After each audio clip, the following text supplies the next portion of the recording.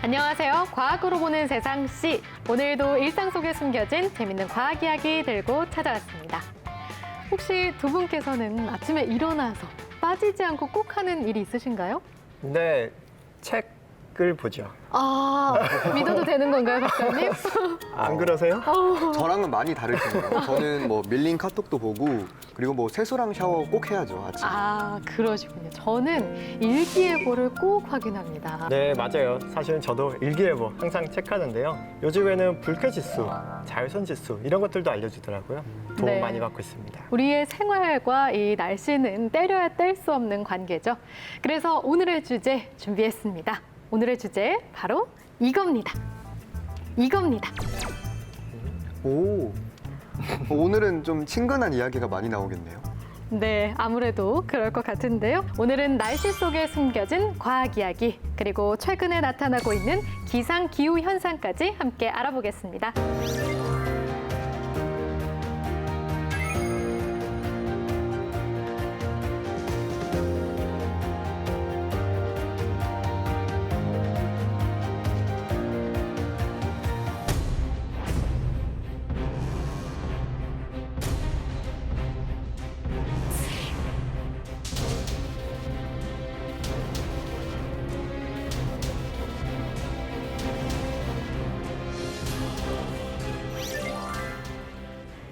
사계절이 뚜렷한 우리나라.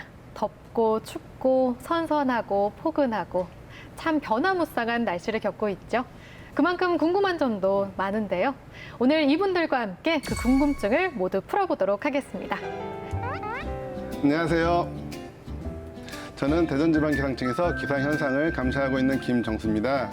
매일 하늘을 이렇게 올려다보니 자외선의 가다노출로 이렇게 좀 까맣게 되었는데요. 여러분은 이렇게 되지 않도록 유익한 기상 정보를 전달하는 날씨 메신저가 되겠습니다. 반갑습니다. 아니, 그런데 이 귀여운 친구는 누구예요? 귀엽죠? 이 기상청의 마스코트인데요. 예전에 사용되었던 유리지 온도계를 모티브로 형상한 겁니다. 오늘은 기상이와 함께 기상 정보를 유익하게 전달해드리도록 하겠습니다.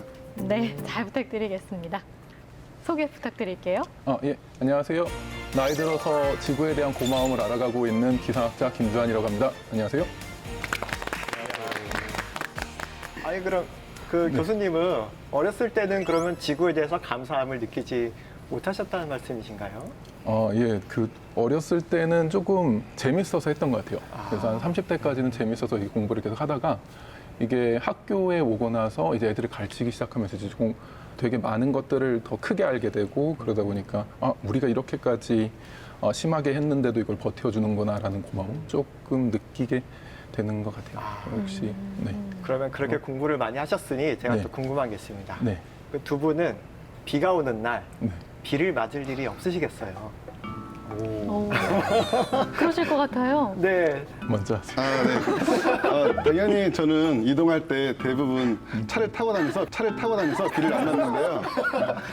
네, 당연히 저희가 기상청에 다니니까 변경되는 갱신 정보를 저희가 더 이렇게 받다 보니까 아무래도 일반인 분들보다는 조금 비를 덜 맞지 않을까 생각이 듭니다. 하늘 보느라 까매지셨는데 차 타고 다니니까 비는 안 맞는다. 그렇죠. 네, 정확히 알고 계시네요. 교수님은 어떠세요? 예, 저는 예측에는 소질이 좀 없어가지고요. 저는 많이 맞는 편이고요. 잘 네. 알아가기 위해서 계속 공부를 하고 있습니다. 안 맞기 위해서. 네. 네. 교수님께서도 비를 안 맞기 위해서 열심히 공부를 하고 계시다고 하니까요. 혹시 내가 우산이 없어서 비를 맞았다 하시더라도 너무 속상해하지 않으셔도 될 것 같습니다. 아니, 저는 사실 오늘의 시간을 굉장히 기다렸어요. 제가 날씨에 관심이 아주 많이 있거든요. 제가 인연이 또 있습니다. 기상기사 자격증이 있어요. 그러세요? 네, 혹시 기상기사 자격증에 대해서 아시나요? 제가 있는데요. 정말요? 그 어려운 자격증 있으시다고요? 늦었지만 지금 축하드리겠습니다. 감사합니다. 저는 대기과학 3년을 전공하고 특히 3학년 겨울방학 때 그 자격증 따려고 스터디 그룹 만들어서 집중적으로 공부를 했었거든요. 그걸 따기가 쉽지 않으셨을 텐데 생소한 분야이셨을 텐데 어떻게 접하신 건지. 저는 사실 우연한 계기에 하게 되었어요. 제가 방송 준비를 할 때 기상캐스터 아카데미 선생님께서 한번 이거 공부해 볼래? 이거 필기 수업 해줄게 라고 하셔가지고 재밌을 것 같아서 그냥 했는데 재밌더라고요. 대기 연력학, 대기 네. 운동학 이런 내용이 나와요. 네. 하지만 지금은 많이 잊어버려서 오늘 초심의 마음으로 열심히 배우도록 하겠습니다. 그럼 지금부터 본격적으로 기후 이야기 나눠보도록 하겠습니다. 아무래도 기상청에서 하는 주요 업무로는 일기예보를 빼놓을 수가 없겠는데요. 요즘에는 기술이 발달해서 시간 단위로 아주 촘촘하게 세분화해서 알려주더라고요. 어떤 과정을 통해서 일기예보가 우리에게 전달되는지 궁금합니다. 아, 네. 기상예보는 크게 구분하면 기상 관측, 수치 예측, 그리고 예보 생산 크게 세 가지 과정을 통해서 예보가 생산이 되고 있어요. 기상 관측은 대기에서 일어나는 기상 현상을 과학적인 방법으로 관측하고 측정하는 것인데요. 우리가 쉽게 알고 있는 기온, 강수, 바람 강수량은 지상에서 자동 기상 관측 장비 AWS라고 하는데요. 그 관측 장비를 통해서 1분 단위로 실시간으로 측정이 되고 있습니다. 지금은 이제 처음에는 지상에서 됐었지만 해양 그리고 고층까지 그 관측 영역을 확대를 하고 있고요. 그리고 멀리 나아가 우주 상공, 약 우리 머리 위로부터 약 36,000km 위에 있는데요. 그 기상위성은 지형의 영향을 받지 않고 대기에서 일어나는 강수, 구름, 에어로졸 등 약 52종의 결과를 찰기한 위성을 통해서 측정이 되고 있습니다. 주명환님 설명 들으니까 일기예보가 우리한테 오기까지 정말 많은 데이터와 많은 과정을 거치는구나라는 생각이 드는데요. 그럼 기상청 관측과에서도 많은 일들을 하고 있을 것 같아요. 구체적으로 어떤 일들이 이루어지고 있나요? 기존에는 관측 장비가 머리카락으로 만들어진 모바일 습도계라든지 수온으로 만들어진 온도계 이런 것이 쓰였지만 그런 것은 이제는 기상과학관이나 기상박물관으로 가서 이제 저희가 이제 그런 기상 역사에 이제 뒤로 사라졌고요. 기상 현상을 입체적으로 관측하기 위해서 우리에게 꼭 필요한 곳이 서해상인데요. 항구에서 배를 타고 13시간 제가 직접 가서 타고 관측 장비를 설치를 했는데요. 거기는 뭐 이쪽도 바다, 저쪽도 바다 다 이렇게 되겠어요. 아니 13시간이나 배를 타고 나가서 설치를 하셨다고 하셨잖아요. 네네. 그러면 설치하면 자동으로 데이터가 이렇게 전송이 되나요? 아니면 한 번씩 또 직접 또 가셔서 체크를 하셔야 되는 건가요? 다행히 실시간으로 관측이 되고 있고요. 통신 영역이 발달하면서 이제 지금 그 관측 해양 기상 부위는 30분에 한 번씩 자료가 수집이 되고 있고 거기에다 영상 자료까지 자료가 수집이 되고 있습니다.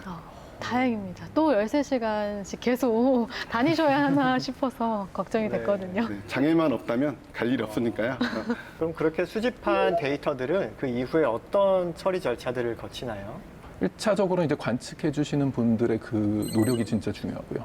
근데 이제 그 다음에 이제 중요한 건 그 자료를 이제 많은 계산을 해줄 수 있는 컴퓨터의 연산 능력도 되게 중요해서 기상청이 어떻게 보면은 굉장히 좋은 슈퍼컴퓨터를 가지고 있어요. 그래서 이제 지금 사용하고 있는 4호기가 굉장히 연산 능력이 좋아서 수치로는 한 5,800 테라플럭스 정도 나오는데요.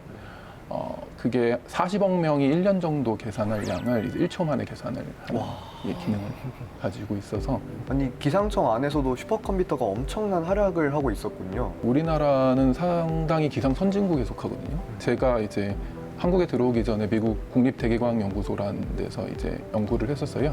거기서 제가 들어갔을 때 2014년 정도에 썼던 컴퓨터가 한 1,500 테라플럭스 정도 됐을 거예요. 옐로우스톤이라고. 근데 요즘은 거기도 이제 업그레이드를 해서 한 5,200 테라플럭스. 그러니까 우리나라 기상청 컴퓨터가 더 좋은 거죠. 지금. 예. 그리고 이제 거기에 이제 컴퓨터만 있으면 안 되잖아요. 거기 뭔가 예측을 하려면 거기 이제 소프트웨어도 있어야 되니까 또 이제 소프트웨어가 일종의 모델이라고 부르는 것이거든요. 그래서 그 모델이 전 세계적으로 작국의 모델을 가지고 있는 나라가 그렇게 많지 않아요. 근데 이제 우리나라는 이제 전구를 예측할 수 있는 자국의 모델을 독자적으로 개발해가지고 운영하고 있어요, 실제로. 여기에 조금 제가 덧붙여서 말씀을 드리면요. 전 세계적으로 수치 예보 모델을 가지고 있는 국가가 이제 9개국밖에 없거든요. 2011년부터 개발을 해가지고요. 2020년 9월부터 이제 저희도 자체적으로 한국형 수치 예보 모델을 운영하고 있습니다. 슈퍼컴퓨터의 성능과 우리나라 지형과 기후에 맞는 한국형 수치 예보 모델이 합해지면 예보 정확도가 조금 더 높아질 거라고 이렇게 보고 있습니다. 네. 슈퍼컴퓨터가 관측 자료를 분석한 다음에 그 결과가 바로 국민들한테 일기예보로 전달이 되는 것인지 그 다음 단계가 어떻게 되는 것인지 궁금합니다. 일단 수치 예보 모델을 그대로 기상청에서 대국민에게 기상예보로 서비스를 하는 건 아니고요. 아까도 우리가 일기예보가 나오는 과정을 한번 설명을 드렸잖아요. 수치 예측된 자료들을 예보관이 최종적으로 이제 결정을 하는데요. 혼자서 네. 예보관 혼자서 그 날씨 예보로 결정을 하진 않을 것 같은데. 아, 네, 그렇죠. 예보는 약 예보관님 그러니까 본청과 지방에 계신 예보관님 10분의 이름으로 약 예보가 발표가 되고 있어요. 하지만 그 10분의 예보관님 혼자서 관측 자료를 분석하고 수치 예측 자료를 분석하고 하는 건 아니고요. 그 뒤에서도 기상 감시를 하고 수치 예보를 분석하고 예보문을 같이 작성하면서 검토하는 그 뒤에서 조연으로 계신 분들도 많이 계시거든요. 그래서 이제 기상 예보는 한 분의 이름이 책임을 지고 나가지만 그 뒤에서도 열심히 열일하시는 분들이 많이 계시답니다. 어떻게 보면 우리가 가지고 있는 컴퓨터의 지식에 예보관님들의 이제 노하우가 곁들여져가지고 최종적인 이제 더 완성된 산출물이 나오는 것 같아요. 합작품인 셈이네요. 네, 그렇죠. 인간과 이제 기계 합작품 뭐 이런 느낌. 사실 또 일기예보를 많은 분들이 의존하긴 하지만 또 자주 속으니까 뭐 기상청이 아니고 뭐 오보청이다 이런 얘기도 하시기도 하더라고요. 이제 그런 부분들은 어떻게 생각하세요? 참 어려운 질문인데요. 네. 올 여름처럼 매우 더운 질문 같아요. 예보관은 매일매일 평가를 받아요. 그러니까 우리가 6시간 예보, 3일 예보 매일 나오지만은 그 다음날 예보관이 제일 먼저 알아요. 오늘 예보가 틀렸구나. 제일 먼저 아는데요. 언론이나 이런 데서 하기 전에 예보관은 오늘 내 예보가 틀렸구나 이러면 바로 반성문 아닌 저희는 예보 사후 분석이라고 하는데요. 네. 그 사후 분석을 하면서 오늘 예보할 때는 이런 걸 활용했었는데 다시 한번 겪어보니까 이런 부분들에서 수치 예보 모델과 이런 거 했을 때 이런 부분들이 차이가 있더라. 네. 이를 통해서 아까 예보관의 전문 기술인 전문 지식과 그런 경험과 이런 부분들이 한 차례 더 차곡차곡 쌓이는 그런 과정이 있는 겁니다. 기상청의 입장이 아닌 이제 학교 쪽에서의 입장을 조금 전해드리면 근본적인 어려움이 좀 있어요.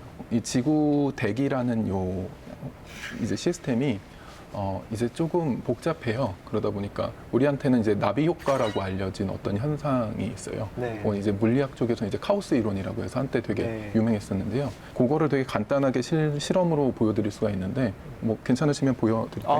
네, 너무 네네네. 좋습니다. 그래서 사실은 별게 아닌 실험인데요. 네. 그냥 A4지 3장을 들고 왔는데요. 네. 여기 있는 방에 있는 공기는 우리의 대기랑 되게 똑같은 시스템이거든요. 그래서 거기서 이 종이를 제가 떨어뜨린다고 생각을 해볼게요. 그리고 이 종이를 이렇게 제 머리에서 똑같은 위치에서 3번을 떨어뜨릴 거예요. 네. 자, 잘 봐주셔야 돼요, 여러분들이. 네. 하나는 저쪽으로 넘어갔어요. 네. 예, 주무관님 발 옆에 떠졌고.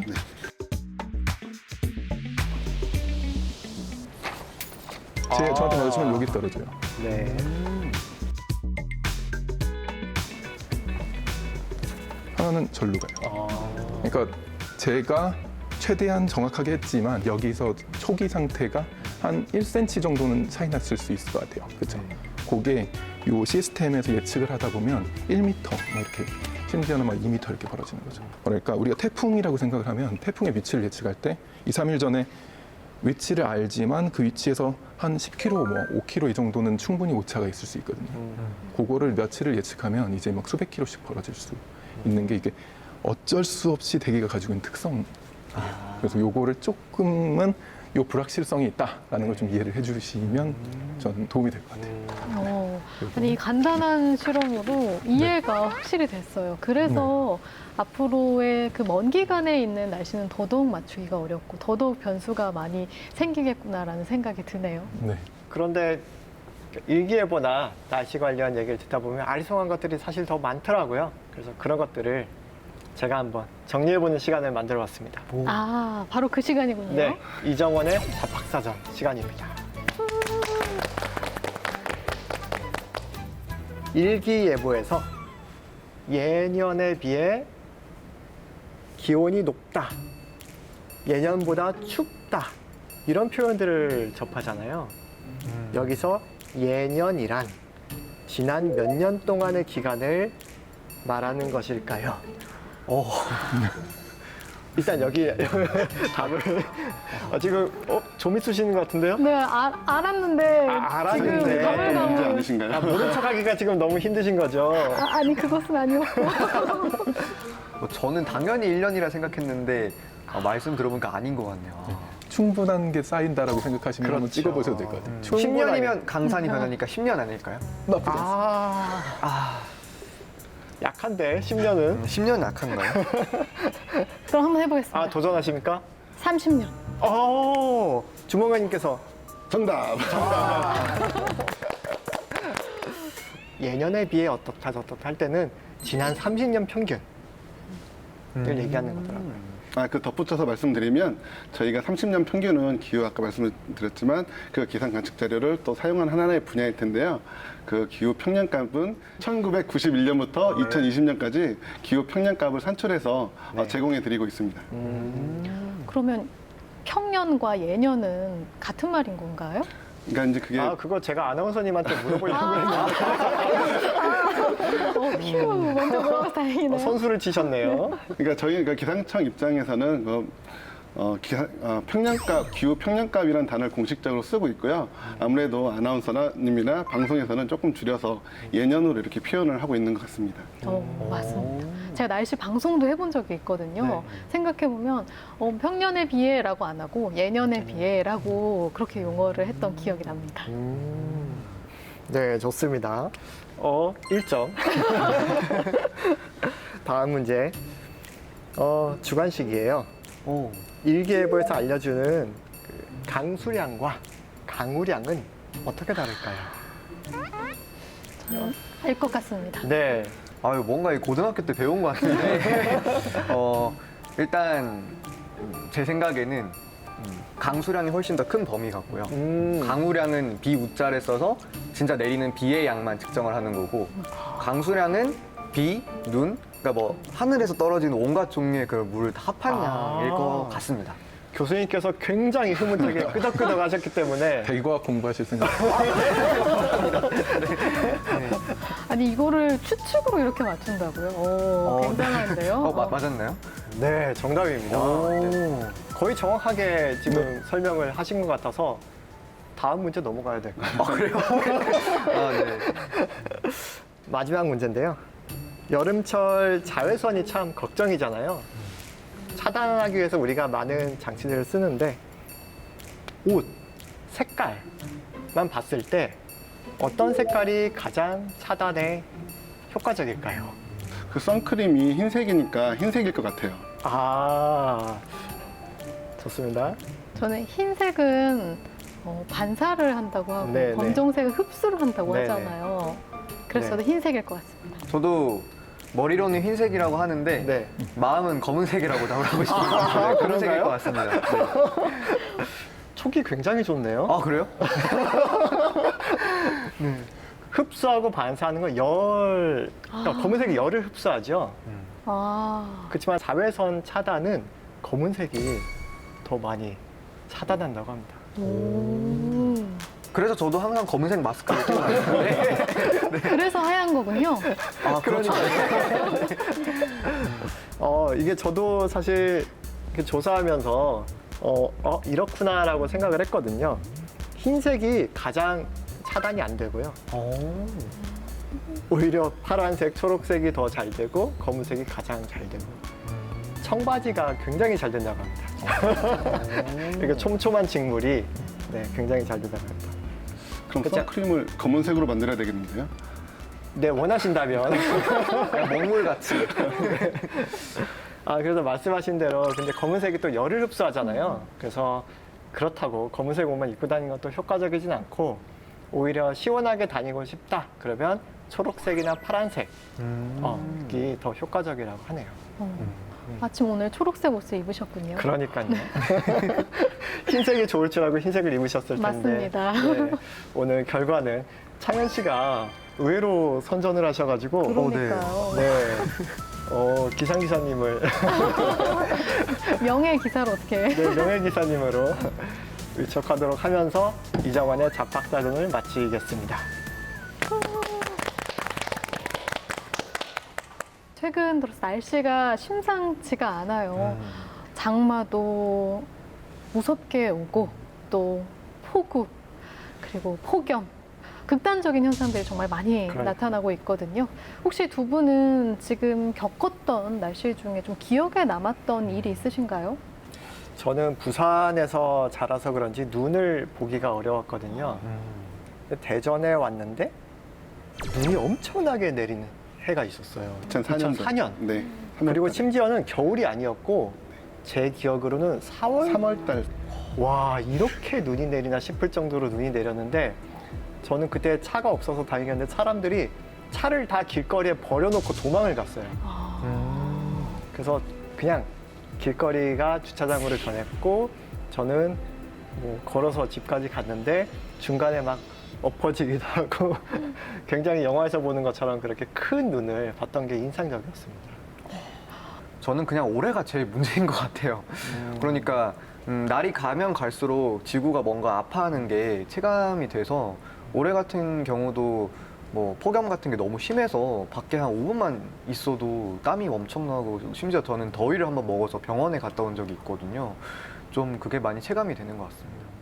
정말 이렇게 극단적인 현상들이 자주 발생을 하는데요. 그래서 가장 최근 2020년 지난 한 해 동안 있었던 이상 현상들을 제가 정리를 한번 해봤거든요. 2020년에 1월 전국 평균 기온이 2.8도로 역대 가장 고온이었다고 합니다. 엄청 추울 때 1월이면 아닌가요? 겨울? 그렇죠. 그런데 역대 가장 고온을 기록했고요. 네.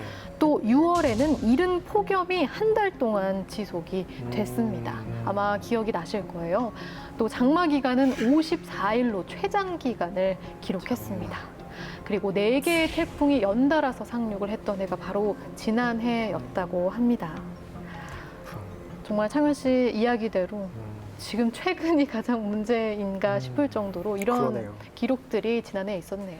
실예로 들면 기상청 관측선 100여 소 중 3분의 1이 최근 5년간 그 1시간 최대 강수량이 갱신되는 그런 현상이 있었거든요. 그것도 하나의 실예가 되겠죠. 그래서 기상청은 그에 대한 위험 기상을 대응하기 위해서 예전에는 호우특보가 12시간 기준으로 80mm였는데 지금은 그 집중호우 강도가 짧은 시간에 강해지는 특성이 있기 때문에 그 호우특보를 점차 이제 개선을 해서 3시간에 60mm로 변경하는 등 그런 기후 변화에 맞서려고 대응하고 있습니다. 그럼 이런 변칙적인 기상현상이 계속되면은 기상청에서도 좀 비상사태에 좀 돌입을 하시나요? 그렇죠. 비상근무를 많이 하는데요. 특히 지난해 돌이켜 보면 대전 유촌동과 전민동 지역에 아파트가 침수되고 저기 지하차도에 물이 잠기면서 맞아요. 인명 피해까지 있는 그런 안타까운 일이 있었어요. 호우, 태풍, 대설시 이럴 때는 저희가 비상근무를 투입이 되는데요. 저희는 아무래도 예보를 내고 예측을 하니까 사전에 이제 비상근무를 들어가는데 평상시보다 2배에서 3배 많은 인원이 더 투입이 돼서 하고 있어요. 그렇게 하면서 저희가 이제 실질적으로 위험기상 현상이 딱 닥치게 되면 일단 유관 기관에 131 기성 기상 지원이라든지 이런 걸 통하고 있고요. 언론 기관에는 저희가 긴급 자목 방송이라든지 긴급 방송을 요청하면서 국민들에게도 이렇게 전파를 하려고 하고 있죠. 그런데요, 교수님, 이런 상황들이 우리나라에서만 일어나는 게 아닌 것 같더라고요. 뭐 외국에서는 뭐 허리케인이며 빙하도 녹고 여러 가지 기상 상황들이 네. 전 지구적인 문제가 된 것 같아요. 네, 맞는 것 같습니다. 제가 볼 때도 지금도 아까 폭염 말씀하셨는데 우리나라도 폭염이었지만 사실 올해 북미 쪽도 캐나다랑 미국 쪽도 엄청난 폭염이었거든요. 엄청난 폭염이었고 또 지금 서유럽 쪽에는 갑자기 폭우가 쏟아져가지고 이제 거의 100년 만에 가장 강한 폭우라고 해서 이제 인명사고도 나고 막 안타까운 일들도 있고 또 이게 조금 뭔가 시스템이 좀 변하기 때문인지 몰라도 북미 쪽에 뭐 캘리포니아나 저기 오레곤 이런 주에 건조해지면서 산불이 되게 많이 나요. 그래서 작년하고 올해가 산불이 엄청나게 많이 났고 제 친구들도 막 그 산불 사진 찍어가지고 이제 미국에 있는 친구들 보내주고 막 그랬었는데요. 이런 것들이 이제 우리나라에만 있는 현상이 아니라 이제 전 세계적으로 다 연결지어져서 일어나는 현상인 것 같아요. 아까 이제 네. 나비 효과 이런 얘기 하셨는데 그러면은 우리나라랑 상관이 없는 저 멀리 있는 뭐 북미나 서유럽에서 발생하는 이상 기후들이 네. 또 우리나라에 거꾸로 또 영향을 줄 수도 있겠네요. 예, 굉장히 가능성이 높아요. 연못에 돌을 던지면 돌이 떨어진 곳에만 뭔가 물결이 생기는 게 아니라 물결이 쫙 퍼져나가서 다른 데 이렇게 영향을 주잖아요. 네네네. 저기 필리핀 해 근처에서 대류가 좀 활발하면 거기서 이제 대류가 활발하면 거기서 열이 나오잖아요. 그렇죠? 네. 그 열이 공기를 이렇게 때려요. 때리면 그게 이렇게 쫙 전파되면서 우리나라를 지나면서 일본하고 우리나라 쪽에 폭염을 주는 경우들이 있어요. 이제 이런 현상들이 이제 멀리에서 우리나라로 이렇게 전파되는 이런 현상이 있고, 요걸 이제 원격 멀리 떨어진 곳이 서로 관계가 있다라고 해서 이제 원격 상관이라고 부르는 굉장히 중요한 지구 과학의 프로세스 중에 하나예요. 지구 시스템 전체적으로 보면 아무래도 지구 대기 온난화, 네. 그 기후의 위기 네. 이런 것들에 의한 변화들이 지금 날씨 변화로 네. 나타나고 있는 것 네, 같아요. 아마도 사진 같은 거 많이 보셨을 텐데 지구 평균 온도가 이렇게 올랐다라고만 말을 하지만 모든 지역이 다 동일하게 온도가 오르는 것이 아니거든요. 그래서 보면은 이제 저쪽 시베리아 지역이나 이제 육지 쪽이 더 오르거나 극지 쪽이 더 오르거나 우리나라도 조금 더 많이 올라가는 지역이 속해요. 그리고 어떤 지역은 상대적으로 이제 조금 덜 올라가고 심지어는 차가워지는 데도 있어요. 지구는 항상 균등하게 뭔가를 만들려고 날씨 현상들이 생기거든요. 그런 식으로 이제 불균등하게 어떤 변화가 생기면 그거를 해소하기 위한 이제 다른 현상들이 우리가 모르는 현상들이 생기게 되고 그렇게 없었던 현상이 생기니까 그게 우리한테는 예측 못한 어떤 이제 기상재해로 다가오게 되는 거죠. 주무관님, 방금 네. 교수님께서 우리나라는 기온이 좀 많이 오르는 네네. 그런 국가에 속한다고 하셨는데 실제로 우리나라 그 기온 관측값이 그동안 많이 올라왔나요? 지난 30년간 평균을 보면 그 과거의 30년 평균보다 평균 기온이 0.3도 오르는 걸 볼 수가 있었는데요. 봄과 여름이 각각 4일씩 빨라지면서 가을은 하루가 짧아지고 겨울은 7일이 짧아지는 그런 현재 그런 기후 변화 현상을 보이고 있습니다. 그런데 교수님, 저희가 아침 저녁으로 10도 이상씩 일교차도 느끼는데 계절의 기온차는 사실 체감하기가 쉽지는 않거든요. 0.3도, 1도 이렇게 오르는 게 어떤 영향을 지구에 미칠 수 있는 건가요? 이게 전 지구적으로 이제 평균값을 내기 때문에 좀 작아 보이는데요. 이런 이제 지구의 온도가 평균적으로 올라가는 이 현상이 곳곳에 많은 영향을 미치게 되는데요.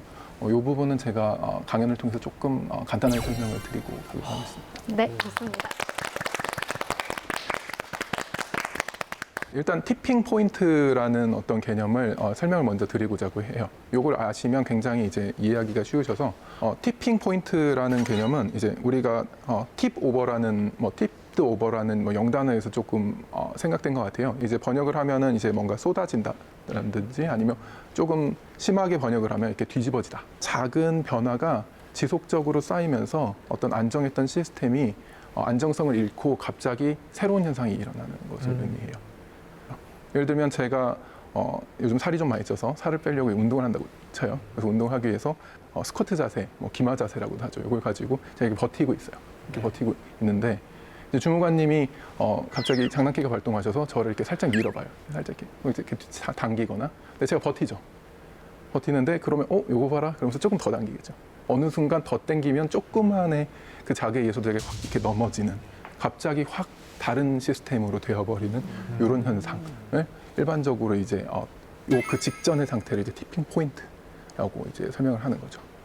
그래서 요거를 조금 더 우리 지구과학하고 기상학에 맞게 설명을 드리면 하나의 사발을 하나 생각을 할 수가 있어요. 이렇게.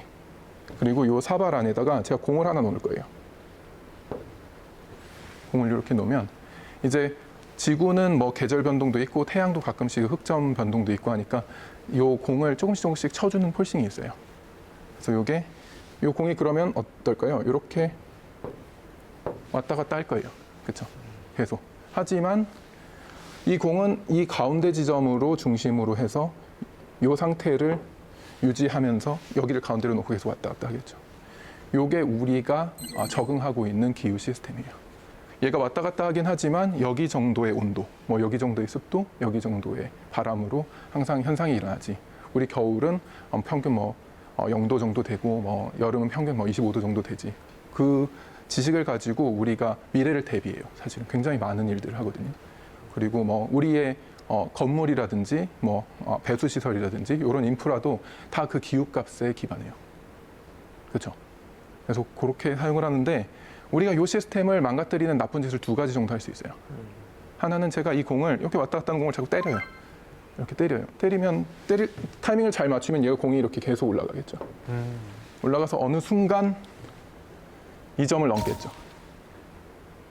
맞아요? 네. 그렇죠. 그러면 다행히도 근데 지구 시스템은 이런 균형점을 여러 개 가지고 있어요. 그래서 지구 시스템은 다른 균형점을 이렇게 가지고 있고 공은 여기로 넘어가서 여기서 왔다 갔다 할 거예요. 그리고 요 넘어가기 직전 요거를 우리는 이제 티핑 포인트.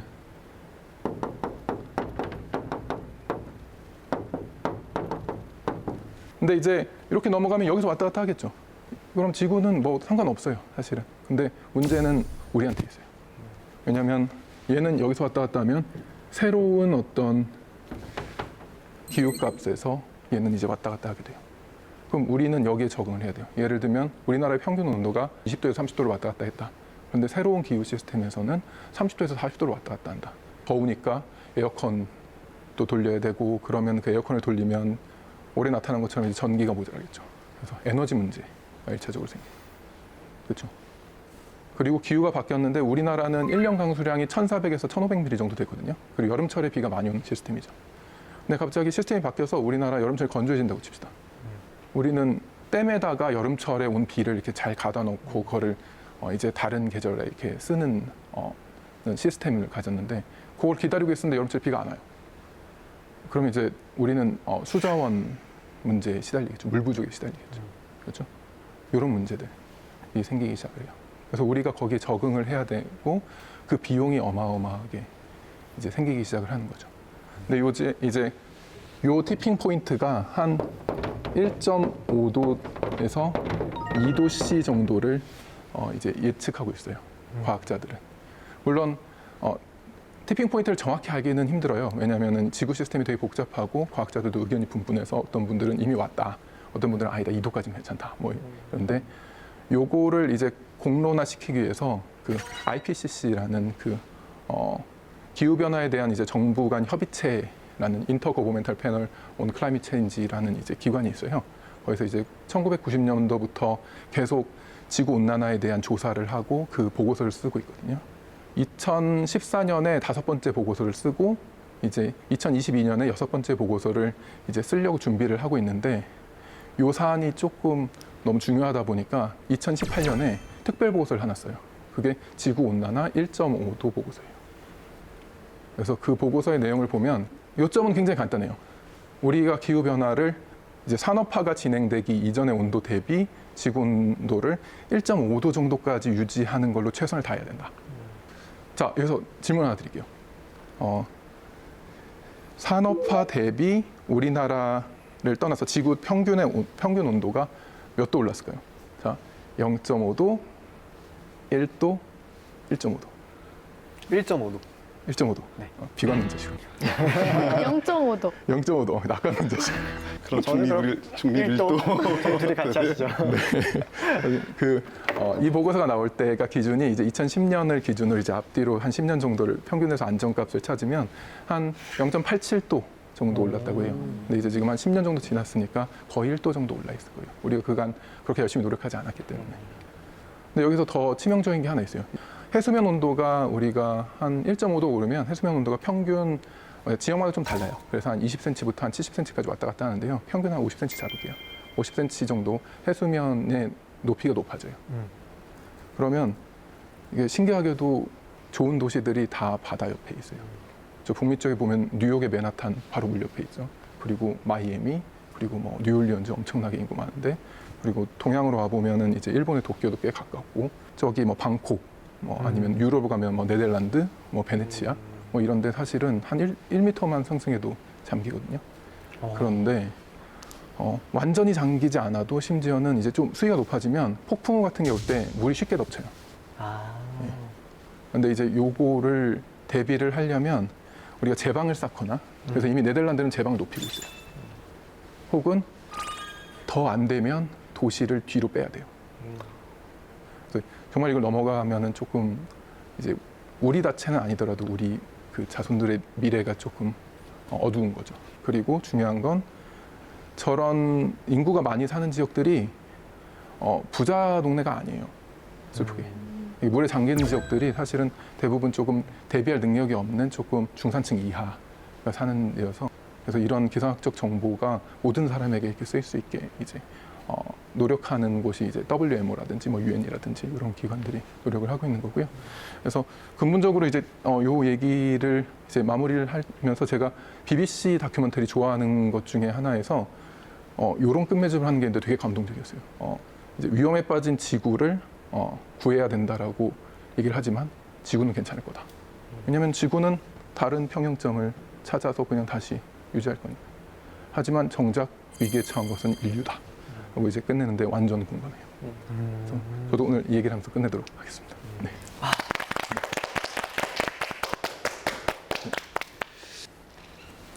너무 분위기 다운된 얘기. 우리 몇 번 겪어봤기 때문에. 근데 그런 얘기 치고는 되게 재밌게 해주셨네요. 아, 예. 아니, 대비 가능해요. 제가 볼 때는. 노력하면. 다 힘을 모아서 조금 해결할 수 있는 문제라고 저는 생각해요. 아직까지는. 1.5는 좀 타이트하지만 2까지는 뭐 가능하지 않을까라는 생각을 하고 있습니다. 좋은 예가 하나 있어요. 그 오존홀과 관련된 예가 하나 있는데요. 남극에 오존홀이 생겼잖아요. 그 다들 잘 알고 계셔서 1980년대 이후로 우리가 프레온 가스를 너무 많이 써서 그게 성층권으로 들어가서 이제 남극에 오존홀을 만들었는데요. 그 오존홀이 생겼다는 걸 알고 국제사회가 한번 모여요. 모여서 이제 계속 협약들을 만들면서 이제 프레온 가스를 퇴출하는 작업을 하죠. 그리고 냉매 대체제를 찾아서 그 프레온 가스를 퇴출시키고 점점 퇴출시켜서 남극의 오존홀은 지금은 이제 더 이상 더 크게 커지진 않고 이게 플랫돼서 조금 올라가고 있는 실정이고 모델들은 향후 한 20-30년 안에 꽤나 많이 회복될 거다라고 예측을 하고 있습니다. 지구가 자연적으로 스스로 회복을 한다는 의미. 그렇죠. 예, 그런 부분들을 회복을 하는 거죠. 우리가 그런 좋은 경험이 있기 때문에 그런 경험들을 좀 잘 살려서 이제 극복하면 좋을 것 같아요.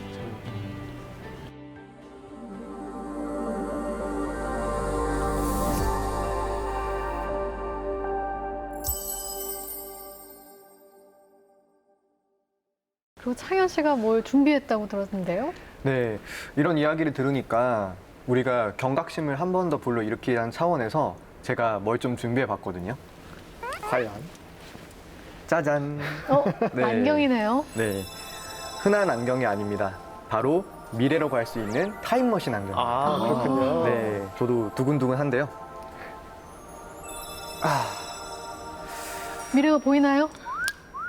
바로 보이진 않고요. 조금 바지랑이가 일렁일렁 하는데요. 이게 발동되려면 PD님 효과음을. 음악 주세요. 2050년 8월 25일 오늘의 날씨와 기상 정보를 전달드릴 기상 앵커 박창현입니다. 40도를 웃도는 무더위가 벌써 8주째 이어지고 있는데요.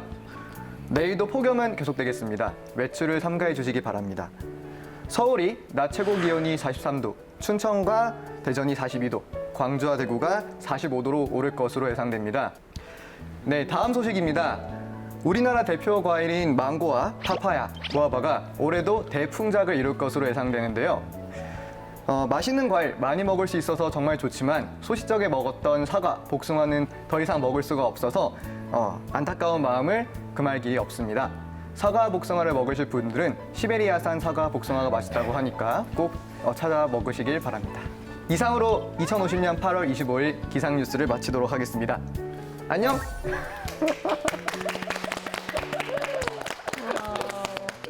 2050년은 뉴스 마무리도 안녕으로 하는 거예요. 네, 이게 30년 동안 너무 이제 기상 뉴스가 딱딱하다는 느낌들이 많아가지고 좀 이제 소프트하게 바뀌었거든요. 날씨가 너무 뜨겁잖아요. 너무 잘하시는데요. 네.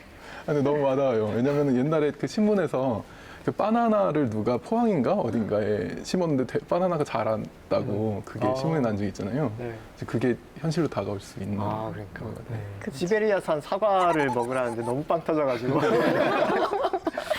거기는 사과가 대풍작입니다. 사과밭이 있어가지고. 제가 사과, 복숭아를 좋아하는데 그러니까. 이 소식만 들어도 너무 슬퍼져요. 정말 이런 날이 올까요? 기상청에서는 이제 지금 기후 변화로 인해서 우리 생활이 이렇게 유지가 될지 기후 변화 시나리오를 이렇게 발표를 하고 있는데요. 지자체에서는 그거에 따른 적응 대책과 대응 대책을 세우고 있어요. 과학적으로 지구 온난화가 되고 있기 때문에 뭐 그거를 피할 수 없는 미래처럼 보여지는데요. 아까 교수님도 말씀하셨지만 오존층 얘기도 같이 우리가 조금 대응한다면 그게 2050년이 아니라 뭐 2100년, 2200년 이렇게 좀 미뤄보고 싶은 심정입니다. 그런데 제가 듣기로는 탄소 배출, 지구 온난화 이런 문제들이 우리나라에서 더 특히 심각하다고 하더라고요. 땅덩이 대비 배출량이 많은 나라에 속해요. 그 최근의 기록으로 봐도 이제 중국이랑 미국이 뭐 단연 많이 배출하고 있긴 하지만 우리나라도 7위 아니면 8위 정도에 속하는 양을 배출하고 있거든요. 그래서 사실은 우리나라가 아무래도 제조업이나 이런 것들을 많이 하다 보니까 우리나라 뭐 제조업이나 에너지 산업 그리고 뭐 이제 건설업 뭐 이런 데서 조금 배출이 어쩔 수 없이 많이 배출되고 있어서 그런 것들을 조금 환경 친화적으로 바꾸는 과정이 필요한 것 같아요. 우리나라도 이제 우리나라도 조만간 국제사회에서 결국은 같이 해결을 하려면 이걸 가지고 이제 공동의 어떤 규칙을 세울 수밖에 없거든요. 그래서 이산화탄소를 많이 배출하는 국가의 어떤 물건을 관세를 매긴다든지 이런 형태로 이제 그런 것을 조금씩 억제하려는 움직임들이 활발하거든요. 그래서 우리도 그런 거에 대한 대비를 조금 해야 될 필요가 있는 것 같아요. 실제로 탄소 국경세가 도입이 된다고 하더라고요. 네, 그러니까요. 네. 네. 그런 부분에서 사실 우리나라 준비가 너무 많이 안 되어 있었던 게 아닐까 하는 생각이 들었습니다. 네. 이제 기상 과학의 미래 이야기를 나눠보고 싶은데요. 주무관님, 네. 저희 이렇게 슈퍼컴퓨터도 계속 발전하고 있고 네. 분석 기술이 날로 이제 변화하고 진화하고 있는데요. 네. 앞으로 그러면 기상청에서 분석하고 제공해주는 서비스도 더 네. 발전해 나가겠죠? 앞으로 당연히 그래야겠죠. 기상 현상을 감시하는 위성, 레이더 이런 것들은 대기 현상을 판단할 수 있도록 관측하는 시간이 짧아지고 좀 더 조밀하게 관측이 될 거예요. 그렇게 되면 지구를 이해하는데 더 이제 판단이 될 것이고 앞서 말씀드렸던 우리나라에서 자체 개발한 한국형 수치 모델은 우리 한국 지형을 좀 더 반영이 되고 또 이렇게 예보라든지 기후 변화에 대해서 더 기민하게 반응할 수 있기 때문에 우리 예보관님들도 조금 더 이렇게 그동안의 그 지식 이런 경험 노하우들이 계속 축적이 된다면 뭐 국민들 모두 만족하는 기상 서비스가 되지 않을까 이렇게 저는 자신합니다. 기상청뿐만 아니라 대기과학 연구하시는 학계에서도 예. 뭐 같은 노력들을 하고 계실 것 같은데 미래는 데이터가 좀 중요한 세상인 것 같아요. 아무리 봐도 지금 흐름이 그렇고 이제 기상학은 지구를 지속적으로 모니터링하는 과학이거든요. 그래서 지구의 기후나 날씨뿐만 아니라 심지어 요즘은 이제 환경도 우리에게 매우 중요하기 때문에 환경도 지속적으로 모니터링을 하고 있어요. 그래서 우리나라는 이제 기상위성뿐만 아니라 이제 세계 최초로 이제 정지궤도 환경위성을 가지고 있는 국가예요. 그래서 굉장히 선진국이거든요. 그래서 그런 기술을 기반으로 굉장히 많은 데이터들을 만들어내고 있고 자체적인 수치 모델 기술을 가지고 있고 이제 그런 것들을 잘 융합해서 이런 데이터를 잘 모으면 이 데이터로부터 우리가 필요한 정보들을 뽑아낼 수가 있어요. 우리가 현명한 판단을 할 수 있게 도와주는 거죠. 예를 들면 에너지 문제라든지 식량 문제, 결국 다 그 데이터로부터 우리가 현명한 판단을 내릴 수 있는 문제들이거든요. 그래서 그런 것들을 잘 찾아내고 이제 정리해서 현명한 길을 걷게 해주는 그런 모두를 위한 약간 과학이 될 수 있지 않을까라는 생각을 합니다. 이렇게 기상과학에 대해서 이야기 나눠봤는데요. 이제 마지막 공식 질문만을 남겨두고 있습니다. 그래서 기상과학은 뭐다? 이 빈칸에 각자만의 답을 넣어주시면 됩니다. 어떻게 오늘도 첫 번째를 부탁드려도 될까요? 네, 준비해왔습니다. 네. 좋습니다. 기상과학은 CCTV다 라고 오. 생각합니다. 저 멀리 있는 하늘에 있는 구름이나 뭐 눈, 비 이런 모든 것들을 눈으로 볼 수 없잖아요. 근데 요즘은 첨단 뭐 위성이나 뭐 각종 관측 장비들이 뭐 마냥 CCTV 마냥 전 세계를 관측하면서 지구가 어떤 상태인지 저희한테 메시지를 보내고 있다고 생각하거든요. 이거를 잘 활용하면 미래에 닥칠 뭐 이상기후나 또는 지구가 아프다고 신호를 보내고 있을 때 저희한테 좀 큰 도움이 되지 않을까 이렇게 생각해봤습니다. 좋네요. 아니 제가 생각하는 거랑 비슷해서 너무 깜짝 놀랐어요. 네. 뭘까요? 기상과학은 시공간을 넘는 돋보기다. 돋보기다. 이렇게 생각을 했습니다. 네, 저는 좀 아날로그적으로 CCTV가 아닌 돋보기를 생각했는데요. 저는 기상과학은 테트리스다라고 생각을 했거든요. 테트리스요? 잠시만요. 그 게임 테트리스요? 네, 테트리스 다 아시죠? 네네네, 그럼요. 테트리스도 아시다시피 가지각색의 그 블럭들이 내려오는 것을 게이머가 이걸 다 클리어를 시키는데요. 네. 기상청 직원의 한 사람으로서 이제 모든 기상재해들이 하늘에서 떨어지잖아요. 그것들을 하나하나 저희가 좀 풀어나가야 이런 대국민이 재산이라든지 아까 생명이라든지 좀 그런 거를 안전하게 또 그리고 나아가서 또 재밌게 즐거운 삶을 영위하실 수 있는데 도움이 되지 않을까 해서 테트리스라고 했습니다. 와, 야, 이거 멋있는데요. 왠지 테트리스 게임도 잘하실 것 같습니다. 교수님께서는요? 네, 다들 너무 좋은 얘기를 많이 해주셔서 좀 부담감이 있는데 저는 개인적으로는 기상과학은 모두를 위한 과학이라고 생각합니다. 그래서 모든 곳에서 관측된 정말 힘들여서 관측한 어떤 정보를 전체를 이해하기 위해서 사람들이 공유를 하고 그 공유된 정보로부터 뭐 기상학으로 돈을 버는 방향도 있긴 하지만 기본적인 정보는 모두에게 이제 무료로 배포를 하거든요. 그래서 저희가 연구하는 자료도 그렇고 이제 사람들에게 서비스하는 정보도 그렇고 모두를 위해서 모두가 준비해서 모두를 위해 사용하는 그런 과학이다라고 저는 조금 자부심을 갖고 싶습니다. 네. 너무 좋은 말씀 감사합니다. 제가 정리를 해줘서 지금 시간을 좀 끌고 있는데요. 천천히 하셔도 됩니다. 네. 일단 한번 해볼게요. 기상과학은 CCTV나 돋보기처럼 하늘을 들여다보는 모니터이고 무작위로 떨어지는 테트리스 조각들이 수도 없이 떨어지고 있고 우리 함께 모두 힘을 모아서 하나하나 해결해 나가야 할 퍼즐이다. 이렇게 정리를 해보겠습니다. 이 날씨의 변화, 이거는 인간이 어찌할 수 없는 신의 영역이라고 하지만요. 과학기술의 발달로 점점 더 정확한 예보가 가능해지면서 우리의 안전한 삶에 이바지할 것으로 믿습니다. 네, 하지만 그보다 더 중요한 것은 기후변화의 심각성을 인식하고 행동으로 실천하는 것이겠죠. 우리 모두 다 함께 힘을 모아서 지구의 날씨, 우리의 미래가 쭉 맑음이 되었으면 좋겠습니다. 네, 저희가 준비한 소식은 여기까지입니다. 다음 시간에 더 유익하고 유쾌한 과학 이야기 들고 찾아오도록 하겠습니다. 그럼 다 함께 외쳐볼까요? 과학으로 보는 세상, 씨! See you walk by extra fly, baby. Where you going? Can I roll? Is it cool if I come with you, baby? Living beach life, feeling right. You're the hottest, everybody knows. Burning up, show 'em what you got. Yeah, you got it, baby, let it show. Let's turn it up, let me know what's up. Don't just stand there, girl, I gotta know.